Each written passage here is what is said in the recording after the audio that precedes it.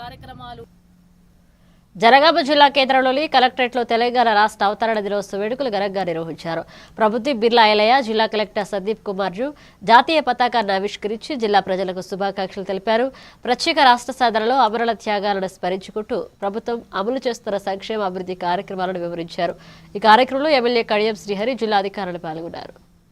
2014 June 2వ తేదీన భారతదేశంలో 29వ రాష్ట్రంగా తెలంగాణ అవతరించింది.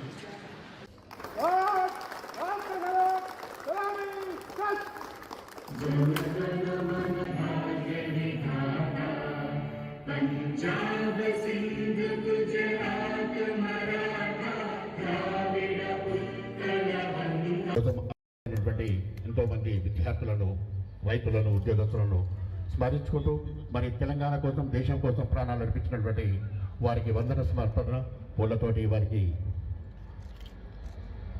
వందన సమర్పణతో వీరులను స్మరించుకుంటూ వారి ఆశయాలకు, అభివృద్ధి లక్ష్యాలతో ముందుకు సాగడం